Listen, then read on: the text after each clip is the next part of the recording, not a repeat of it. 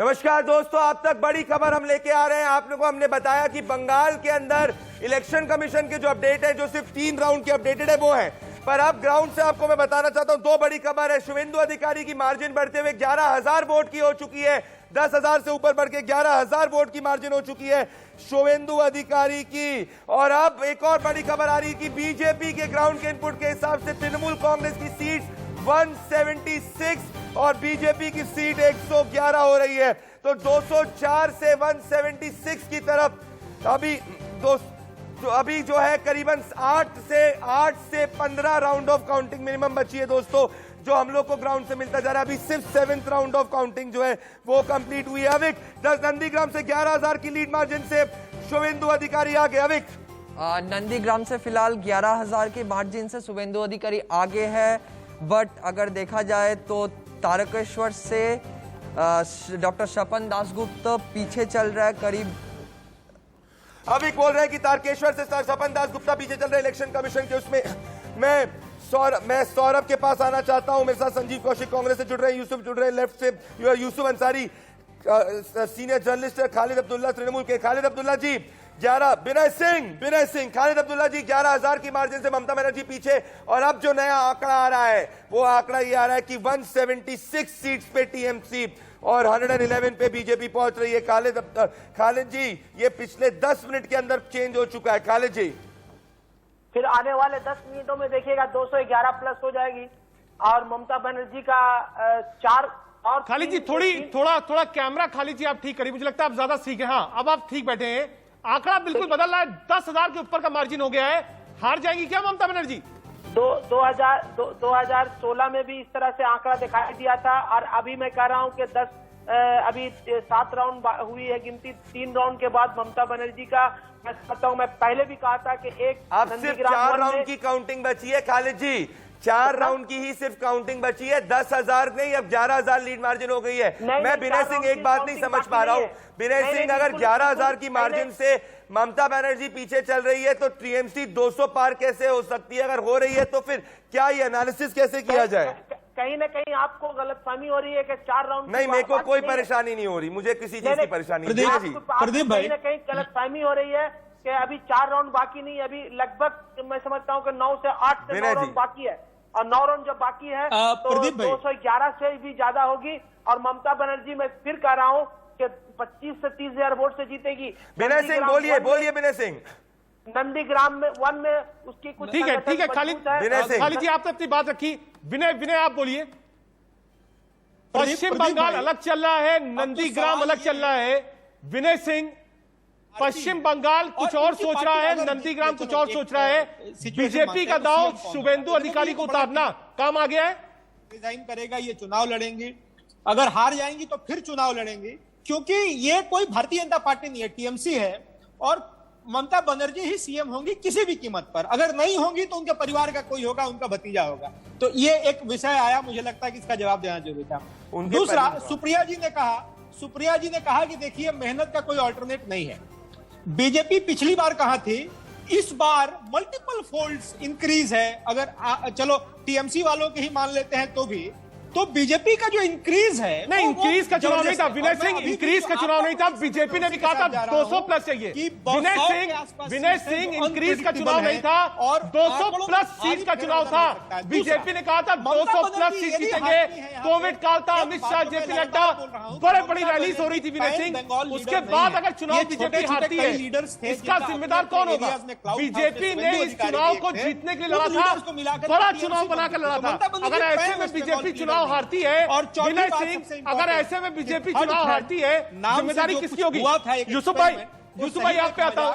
यूसुफ भाई, जिस तरीके का चुनाव बीजेपी ने लड़ा था, बड़ा चुनाव लड़ा था, ठीक है, मार्जिनल आप कहिए, सीट में बहुत फायदा है, प्रमुख विपक्ष की भूमिका में रहेगी, एक मैसेज भी जाएगा। लेकिन जो चुनाव बीजेपी लड़ रही थी वो जीतने के लिए लड़ रही थी, विपक्ष में बैठने के लिए लड़ रही थी। यूसुफ भाई,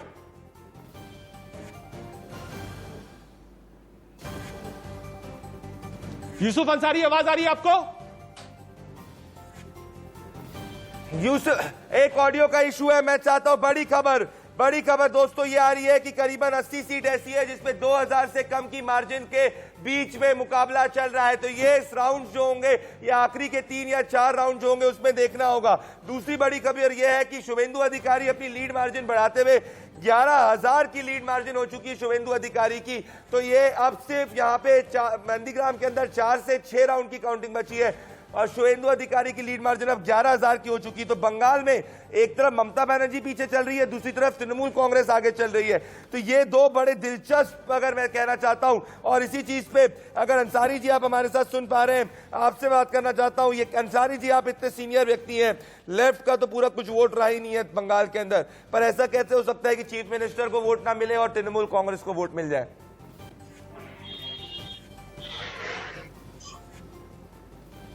मुझे लगता है यूसुफ, मेरे हिसाब से इनको इश्यूज आ रहे हैं। मुझे लगता है मैं टीएमसी के पास पूछिए सवाल। हाँ यूसुफ भाई, कैसे हो सकता है टीएमसी जीत रही है बंगाल में, ममता बनर्जी हार रही है? हालांकि पिछला एक वाक्य याद है, अगर आपको भी यूसुफ भाई याद होगा, शिबू सोरेन भी चुनाव हार गए थे, अगर आपको याद हो।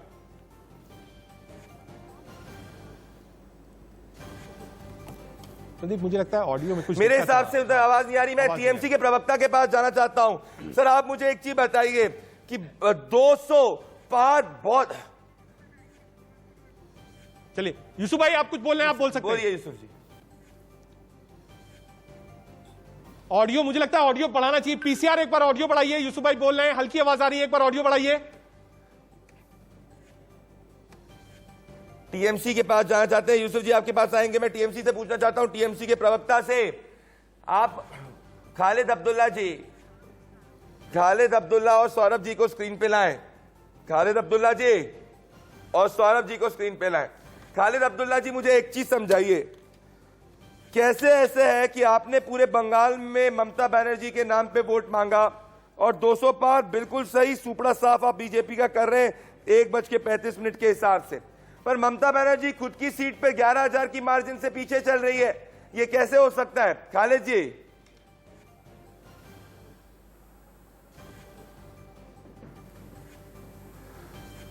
खालिद जी लग रहा है आवाज नहीं आ रही है। सवाल प्रीतम मेरे साथ जुड़ रहे हैं। खालिद जी की आवाज नहीं आ रही है। खालिद जी के पास आवाज नहीं आ रही है। खालिद जी अब बोलिए खालिद जी। नहीं, ऑडियो का इशू है, मुझे लगता है खालिद की आवाज नहीं आ रही। खालिद जी आप पर वापस बीजेपी, मैं बीजेपी के प्रवक्ता से पूछना चाहता हूं, कि सर मुझे एक चीज बताइए, आप तो 200 पार कह रहे थे, 200 पार का आंकड़ा कह रहे थे, आप तो 100 पार नहीं कर पा रहे हैं अभी। ये तो बहुत बड़ा खेला हो गया सर। अरे कोई देखिए, अभी तक तो आधा भी राउंड का काउंटिंग नहीं हुआ। अभी से क्यों हम लोग कौन जीत गया कौन हार गया इसका क्यों कर रहे हैं? हमारे पास बिहार चुनाव का नतीजा अभी शायद हम लोगों को याद है कि 5th round, 6th round, 7th round के बाद कैसे चेंज हो गया था। तो इसीलिए कम से कम 12-14 राउंड होने दीजिए। सौरभ डिफरेंस बहुत है, सौरभ जी डिफरेंस बहुत ज्यादा है। आप ये कहिए कि छोटी मोटी सीटों का हो, हालांकि ठीक है, लगातार ये भी जानकारी मिल रही है कि 80-90 सीटें ऐसी हैं जहां 1000-2000 का मार्जिन है, लेकिन उसके बाद भी अगर आप डिफरेंस देखेंगे तो सीट ऑफ डिफरेंस बहुत ज्यादा है। नेक टू नेक फाइट में हम कह सकते हैं कि शाम नहीं, 8 नहीं, देर रात 1 बजे तक इलेक्शंस के रिजल्ट आते हैं, हम वेट करते रहते हैं। लेकिन ये रिजल्ट वैसे मुझे लगता है प्रदीप 5 राज्यों में ऐसा नहीं है कि हमको रात 10 बजे तक इंतजार करना होगा। मैक्सिमम 5 से 6 बजे तक सूरत बिल्कुल साफ दिखेगी। बिल्कुल रजत, मेरे हिसाब से बंगाल के अंदर, क्योंकि पिछली बार मैं बताना चाहता हूं 2016 के अंदर 103 सीटें थी जो 5000 वोट से कम की मार्जिन में डिसाइड हुई थी और तब ममता बनर्जी ने 200 पार किया था और तब इनिशियल लेवल पे लेफ्ट लीड कर रही थी और उसके बाद में जाके हमने देखा था ममता बनर्जी एकदम से स्वीप करी थी। तो अभी मैं कहना चाह रहा हूं कि क्योंकि मार्जिन बहुत कम है, अभी डेफिनेटली टीएमसी का एक तरफा लीड है। पर मैं ये पूछना चाहता हूं सवाल, ये जो सवाल बहुत इंपॉर्टेंट है कि ममता बनर्जी अगर बंगाल के हर कोने में वोट टीएमसी के लिए ला रही है तो खुद की सीट पर कैसे वोट नहीं ला पा रही? ये दोनों चीजें एड अप नहीं हो पा रही। हम भी नहीं समझ पा रहे। यूसुफ भाई आवाज मिल रही है आपको? नहीं मिल रही। प्रदीप आप लगातार बंगाल में थे, आप लगातार लोगों से भी बातचीत कर रहे थे, आप घूम रहे थे, इतनी जगह आप गए लोगों से मिलने। क्या इतनी सीटें टीएमसी की आएगी? आपको उम्मीद थी? क्योंकि दिल्ली में बैठ के ये आकलन बड़ा डिफिकल्ट था, हमको लग रहा था बीजेपी ही चुनाव लड़ रही है और बड़ी एंटी इनकम्बेंसी है, कहीं ऐसा ना हो 50 सीटें भी ना आए टीएमसी की। क्या उम्मीद थी कि अंडर करंट बिल्कुल एक टीएमसी के लिए कोई एंटी इनकम्बेंसी नहीं है, कोई नाराजगी नहीं, कोई कट मनी नहीं, कोई भतीजा भांजावाद नहीं, कुछ भी नहीं। लोग कह रहे थे प्रशांत किशोर से नाराजगी है, 200 सीट पे खड़ी है टीएमसी। देखिए, अगर ये आप जो कह रहे हैं और अगर ये चीज आगे होल्ड करती है तो जरूर ये पूरे देश में इंक्लूडिंग हमें भी ये देखना होगा कि ये कैसे हुआ, क्योंकि हर व्यक्ति जो जमीन पे हम लोग मिल रहे थे वो कह रहा था कि भाई जरूर इस वक्त परिवर्तन हो सकता है। तो इसलिए मैं भी इंतजार करूंगा और देखूंगा, क्योंकि असम में अगर जो हम कह रहे हैं वो हो रहा है, तमिलनाडु में उसके करीब आ रहा है, पुडुचेरी में उसके करीब आ रहा है, तो एक स्टेट में ये बड़ा गौर करने की बात है। तो ये बहुत इंपॉर्टेंट न्यूज है। तमिलनाडु से latest news, latest breaking news देते हैं। तमिलनाडु, श्रीराम के पास आ जाए। तमिलनाडु से श्रीराम, लेटेस्ट अपडेट।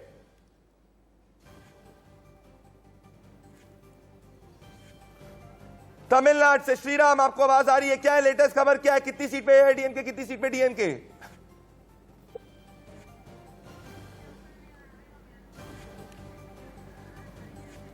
मेरे साथ में श्रीराम को आवाज नहीं आ रही, पर अगर आप देखें कि रजत, सब कह रहे थे कि तमिलनाडु के अंदर 180 190 डीएमके, हम लोग कह रहे थे कि क्लोज इलेक्शन होने वाला है, और अभी आप देखिए 130 पे डीएमके खड़ी है और 99-100 पे एआईडीएमके खड़ी है। तो सवाल यही है कि तमिलनाडु के अंदर वैसे हो रहा है, असम के अंदर उसी तरीके से हो रहा है, पुडुचेरी में वैसे हो रहा है, बंगाल में 30 राउंड 17 राउंड की काउंटिंग में 7 राउंड में 200 पार टीएमसी। तमिलनाडु में ही समझना चाहूंगा, जो सीटों का आंकड़ा फिलहाल मिल रहा है उससे लगता नहीं कि पनीर सेल्वन से इतनी ज्यादा नाराजगी थी। देखिए 100 सीट के आसपास वो खड़े हैं। जो लोग कह रहे थे कि बिल्कुल वेव होगी स्टैलिन की, डीएमके की, वैसा है नहीं। जबकि कोविड की भी थी मारामारी, अनएम्प्लॉयमेंट, माइग्रेंट इशू भी था, फ्यूल प्राइस हाइक भी था, लेकिन पनीर सेल्वन से इतनी नाराजगी 10 साल के कार्यकाल के बाद एआईडीएमके के, उतनी नाराजगी फिलहाल तमिलनाडु में दिख नहीं रही है। बिल्कुल आप सही कह रहे हैं कि ये बहुत इंपॉर्टेंट डेवलपमेंट है कि ये जो एंटी इनकम्बेंसी है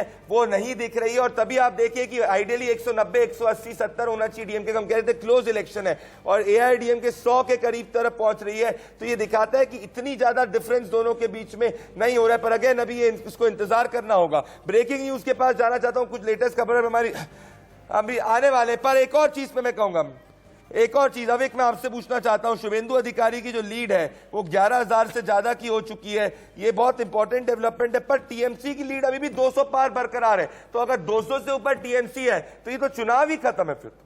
बट प्रदीप, मेरे को ये लगता है कि अभी भी हम लोग को आपको ग्राउंड से क्या मिल रहा है? हम लोग जब ग्राउंड पे थे वहां अभी ग्राउंड से अपडेट क्या आ रही है? अभी ग्राउंड से वही अपडेट आ रहा है कि काउंटिंग अभी बहुत स्लो चल रहा है, तो हम लोग को अभी भी वेट करना चाहिए असली ट्रेंड आने के लिए। तो आपको अभी भी उम्मीद है? अभी भी मैं बोल रहा हूँ, रजत कह रहे हैं कि भाई अगर 200 पार है तो एक तरफ है खेला हौबे हो चुका है, और बाकी लोग भी यही कह रहे हैं। तो रजत, बात दरअसल ये है, मैं एक चीज देखिए आपसे, क्योंकि आप इतना टहले, हम लोग इस बार कोविड था बहुत ज्यादा नहीं जा पाए। अब देखिए असम में भी लोग कह रहे थे नेक टू नेक चुनाव होगा, जो सरकार थी रिटेन कर रही है।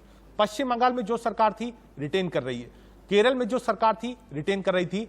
एक आप देखिए कि सिर्फ तमिलनाडु है जहां बड़ा आप कह सकते हैं उलटफेर है सरकार का, लेकिन उसके बाद भी राज्य सरकारों से जिस तरीके की आप कहते हैं एंटी इनकम्बेंसी होती है कि साहब एआईडीएमके खड़ी होती 25 सीट 30 सीट 40 सीट पे, वैसा कुछ दिख नहीं रहा है। सिर्फ पुडुचेरी है जहां पे आप कह सकते हैं कि नारायण स्वामी फेल किए और चुनाव भी नहीं लड़े विधानसभा का इस बार। देखिए पुडुचेरी के अंदर नारायण स्वामी और रंगास्वामी, नारायण स्वामी से काफी स्ट्रॉन्ग एंटी इनकम्बेंसी थी, जो आपको इस वक्त रिजल्ट पे भी दिख रहा है। असम में हमने कहा था कि 73 74 तक बीजेपी पहुंचेगी, 76 तक पहुंच रही है, फाइन। बंगाल पे मैं अभी कुछ ज्यादा कमेंट नहीं करना चाहूंगा, मैं इंतजार करूंगा 1-2 राउंड की काउंटिंग के बाद भी, क्योंकि अगर ये 200 पार होता है तो यार हम लोगों ने जो जमीन पे देखा है वो ये रिजल्ट रिफ्लेक्ट नहीं हो रहा। मतलब हम और बाकी जितने भी सब है हम सब के सब हुए। आप असम में लगभग बहुत करीब है, जो प्रेडिक्शन था बिल्कुल बहुत करीब है। मैं एक चीज ये समझ चाहूंगा, असम में 3 में से सबसे बड़ा फैक्टर आप किसको मानते हैं? प्रधानमंत्री मोदी की नीतियां और जो काम उन्होंने किया, सर्बानंद सोनोवाल का चेहरा, या फिर हेमंत विश्व शर्मा का जो मैनेजमेंट था वो काम किया? मेरे हिसाब से तीनों फैक्टर्स का मिश्रण था रजत, और तीनों फैक्टर्स के मिश्रण के साथ में एक प्रो इनकम्बेंसी हमें देखने को मिली थी, क्योंकि लोग काम गिना रहे थे, और वही हमको पुडुचेरी में एंटी इनकम्बेंसी देखने को मिली थी। तो ये काफी एक इंपॉर्टेंट डेवलपमेंट है जो दोनों में। बंगाल में वापस इसलिए कहना चाह रहा हूं कि अब आपने भी एक बहुत इंपॉर्टेंट बात की, विनय सिंह के रास्ता भी शायद से नहीं आ रही, पर अभी जनरली ये देखा गया कि इतनी बड़ी लीड मार्जिन जो होती है वो कम क्या तो कवर नहीं हो पा रही इतनी सीटों पे। तो या तो ये रिजल्ट पूरी तरीके से अपडेटेड नहीं है, या तो फिर ये लीड मार्जिन बिल्कुल एक्यूरेट है। प्रदीप, आप अगर देखोगे 2019 के आंकड़े, वहां पे आप देखना कि काफी सारा सीट्स जहां पे बीजेपी का मार्जिन था करीब मोर देन 50,000, आज उस सीटों पे बीजेपी 1,000, मतलब अभी काउंटिंग हम लोग जो ईसीआई का वेबसाइट से देख रहे हैं वहां पे करीब 10,000 कहीं पे काउंटिंग हुआ है, कहीं पे 13,000 का काउंटिंग। टोटल वोट्स कितने काउंट हुए? 20%, 30%? Not more than that. तो अभी तक दोस्तों टोटल वोट में से रजत 25 से 30% वोट काउंट हुए। अगर 50% वोट काउंट होते तक अगर यही स्थिति रहती है तब तो इस इलेक्शन में कुछ बचा ही नहीं है। टीएमसी लेकिन प्रदीप, एक चीज पूरे सिस्टम से मिसिंग है जो कि हमको समझनी चाहिए। टैली में 200 पार है टीएमसी। अभी तक किसी बड़े महुआ मित्रा हो, डेरेक ओब्रायन हो, सौगत राय हो, कोई ट्वीट, कोई बाइट, कोई विजुअल, अभी वो जीत वाला जो एक आप कहते हैं कि एक लहर, जो एक चमक होती है प्रदीप चेहरे पे, वो फिलहाल अभी दिख नहीं रही है। अभी तक टीएमसी का कोई नेता आया नहीं है जिसने जीत का दावा किया हो और कहा हो साहब 200 पार है। अब बताइए कहां है बीजेपी? मुझे लग रहा है कि कोई दिख नहीं रहा है। अगर ये रहता है रजत तो टीएमसी जो है वो भी बहुत ज्यादा खुश होगी, उसकी भी उम्मीद से ज्यादा होने वाला है। पर बड़ी खबर आ रही है ब्रेकिंग न्यूज डेस्क पे, नितेश दुबे हमारे साथ जुड़े। नितेश दुबे, 5 बड़ी खबर आपके पास है, जल्दी दर्शकों के लिए ब्रेक करिए नितेश। सबसे बड़ी बात तो पहली है कि जो तमिलनाडु से आ रही है, तमिलनाडु में डीएमके 130 सीटों पे आगे है और एआईडीएमके 100 सीटों पे आगे है। लेकिन वहां पर ध्यान देने वाली बात यह है कि 50 सीटों पर मार्जिन 1000 से कम का है, जिसपे 30 पे डीएमके आगे है। तो वहां पे बड़ा उलटफेर हो सकता है तमिलनाडु में। दूसरी खबर यह है कि एलडीएफ एक तरफा जीत रही है जो है केरल में, वहीं पर असम में बीजेपी की सरकार बन रही है। अगर हम बंगाल की बात करें तो बंगाल में अभी तक कोई भी बड़ा नेता जो है टीएमसी का, या फिर हम सोशल मीडिया लगातार कवर कर रहे हैं, किसी ने भी ट्वीट नहीं किया है कि हम जीत रहे हैं, और टीएमसी के किसी भी कार्यकर्ता ने खुशी नहीं मनाई है सोशल मीडिया पर। प्रदीप, कोई ये बहुत बड़ी बात नहीं रजत, आपने भी बात की है। ये डर है, देखिए ये डर है, कहीं ऐसा ना हो कि बड़ा उलटफेर हो जाए। ये डर है, ये डर मेंटेन है अभी तक। नहीं रजत, पर मुझे एक चीज, ये बहुत इंपॉर्टेंट पॉइंट है। अरे 200 सीट से ज्यादा आ रहे तो एक तरफा चुनाव है ही, कुछ बचा ही नहीं इस चुनाव में। तो अभी तक तो क्लेम कर लेना चाहिए था। जैसे बताया जा रहा है कि 30-35% वोट जो है वो अब तक काउंट हुए हैं, और नंदीग्राम की भी स्थिति खराब है। आप देखिए टीएमसी वाला कोई बाहर आएगा बोलेगा तो उसको दोनों ही चीजों पर प्रदीप बोलना पड़ेगा कि क्या मुख्यमंत्री का चेहरा बदलने वाला है, क्या ममता बनर्जी। मैं माफी चाह रहा हूं, रोक रहा हूं, बहुत बड़ी खबर है। पहली बार राजीव बनर्जी डोमजूर से आगे हुए हैं, ये बहुत बड़ी खबर है, इसको ब्रेक किया जाए। ये अविक हावड़ा के अंदर जो पिछले अभी तक इतने घंटे से राजीव बनर्जी पीछे चल रहे थे, अब राजीव बनर्जी डोमजूर से आगे हुए, मतलब क्या हावड़ा टर्न हो सकता है अविक? प्रदीप, वही मैं इतना देर से कहने का कोशिश कर रहा था कि डोमजूर में जो मार्जिन चल रहा था वो काफी कम था, तो आंकड़े इतने कम थे कि कभी भी पलट सकता है बाजी। ये बहुत इंपॉर्टेंट दोस्तों, डोमजूर की जो सीट है फेज 4 में गई थी। राजीव बनर्जी तृणमूल कांग्रेस में 2016 में थे, यहाँ पे 1 लाख की मार्जिन से 2016 में वो जीते थे। तृणमूल कांग्रेस 2019 में भी यहाँ पे लीड कर रही थी और बीजेपी यहाँ पे अब लीड कर रही है। तो अब ये बहुत टाइम बाद ऐसा हुआ है कि ऐसा डेवलपमेंट हुआ है।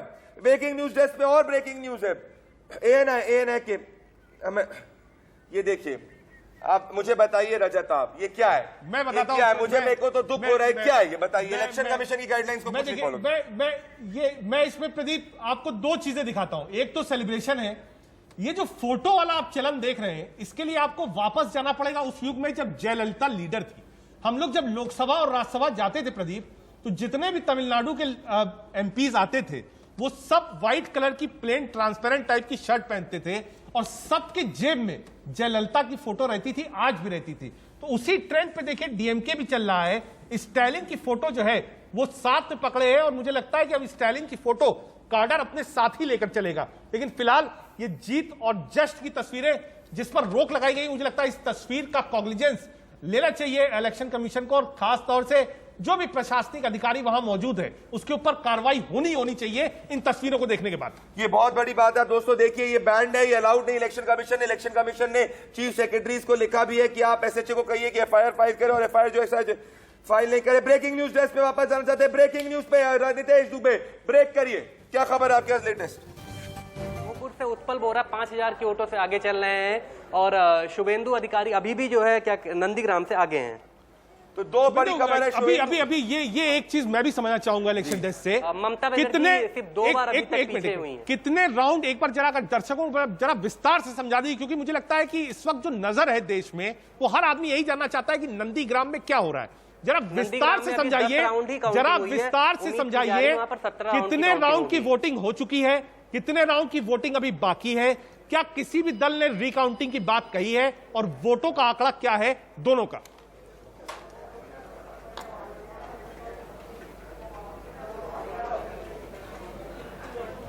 आवाज, हाँ प्रदीप, ब्रेकिंग न्यूज जैसे मुझे लग रहा है अपडेट नहीं आ पा रही है, हम उनके पास आएंगे। पर ये जो मुझे अभी मिल रहा है रजत, अभी 10 राउंड की काउंटिंग हो चुकी है, 7 राउंड की काउंटिंग और बची है, और 10 राउंड की काउंटिंग में 10,000 वोट से शुभेंदु अधिकारी आगे चल रहे हैं। तो अभी 7 राउंड की काउंटिंग बची हुई है।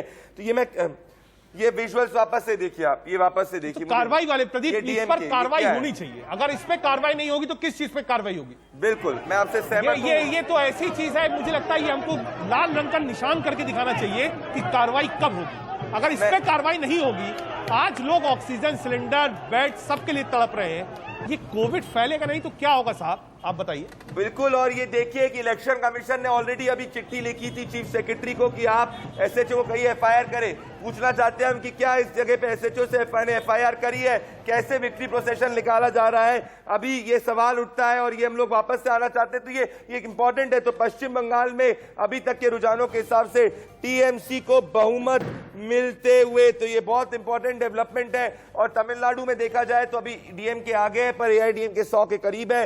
असम में बीजेपी की सरकार अभी बनती हुई दिख रही है, 6 राउंड ऑफ काउंटिंग के हिसाब से बीजेपी की सरकार बनती हुई दिख रही। रजत, मैं चाहता हूं पश्चिम बंगाल पे वापस से फोकस हो। पश्चिम बंगाल पे ये जो नतीजे हम लोग दिखा रहे हैं, इलेक्शन कमीशन के 3rd राउंड के बाद के, तो अभी भी ये 7th राउंड के बाद क्या पिक्चर होगी वो बहुत इंपॉर्टेंट, बहुत अलग। प्रदीप देखिए, क्योंकि आप गए थे, फिर एक चीज आपसे और समझना चाहूंगा। ममता बनर्जी एक चेहरा था पश्चिम बंगाल के अंदर टीएमसी का, उस पर वोट पड़ रहा था। जो भी आदमी टीएमसी को वोट दे रहा था वो यही सोच के दे रहा था कि ममता बनर्जी मुख्यमंत्री बनेगी। एक समय ऐसा भी आया था प्रदीप, आपको याद हो, जब बार बार इस बात की चर्चा थी कि सौरभ गांगुली बीजेपी ज्वाइन कर सकते हैं, सौरभ गांगुली दादा वर्सेस दीदी हो सकता है, दादा की तबीयत भी खराब हो गई। तो क्या वो दादा वाला जो एंगल था बीजेपी का, मुख्यमंत्री के चेहरे का, क्या वो मिसिंग था? क्या ये जो सीटें दिख रही हैं वो उसी के कारण कम दिख रही हैं? पर मुझे बताइए रजत, अगर ऐसी बात है तो खुद नंदीग्राम में ममता बनर्जी को 50,000 40,000 की मार्जिन से जीती चाहिए, क्योंकि जो वर्डिक्ट रिप्रेजेंट कर रही है रजत, ये रिप्रेजेंट कर रही है स्वीप ऑफ टीएमसी, एक तरफा टीएमसी। तो इसीलिए मैं कहना चाहता हूं कि आई विल वेट, बिकॉज हम लोग ने ग्राउंड पे देखा था कि एक बहुत स्ट्रॉन्ग सेंटिमेंट भी था। तो गलत होगा तो हम गलत होंगे। ये देखिए, ये तृणमूल कांग्रेस का विक्ट्री प्रोसेशन, इलेक्शन कमीशन ये टीएमसी के फ्लैग के साथ में विक्ट्री प्रोसेशन, हर जगह इलेक्शन कमीशन की गाइडलाइंस को कोई ख्याल नहीं रखते हुए। तो ये सब्यसाची हमारे साथ जुड़ रहे हैं। सब्यसाची, टीएमसी जोश में, सब्यसाची क्या ख्याल हो गया है? सब्यसाची आवाज मिल रही है आपको? सब्यसाची क्या आवाज मिल रही है जी? पूरा चुनाव आपने ग्राउंड पे कवर किया, इसके लिए पहले बहुत मुबारकबाद। आप लगातार अपडेट्स देते रहे सुबह शाम तक, आप भी लगातार कह रहे थे बड़ा टफ चुनाव है। आज जो ये, खैर ये तस्वीरों की बात कर ले जो हम आपके बगल में जस्ट प्ले ऑन कर रहे हैं। सब्यसाची से लग रहा है संपर्क हमारा टूट गया है। सब्यसाची, आवाज अगर आपको मिल रही हो, ये विक्ट्री प्रोसेशन जो है ये क्यों निकल रहा है? इस विजय जुलूस पे रोक लगी है, सेलिब्रेशन पे रोक लगी है, उसके बाद भी बंगाल की सड़कें जो हैं वो मानने को तैयार नहीं है। सब्यसाची,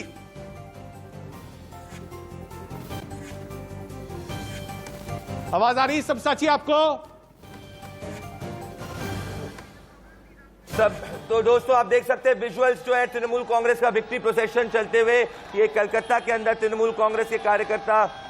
अलग एक और अपडेट है दोस्तों, 6 राउंड की काउंटिंग के बाद में सिंगूर में 6 राउंड की काउंटिंग के बाद में बच्चा राम मन्ना, तृणमूल कांग्रेस के बच्चा राम मन्ना सिंगूर से लीड में है। तो ये बहुत इंपॉर्टेंट डेवलपमेंट है कि सिंगूर से 6ठे राउंड की काउंटिंग के बाद बच्चा राम मन्ना जो है वो आगे हो रहे हैं। तो ये बहुत इंपॉर्टेंट डेवलपमेंट है।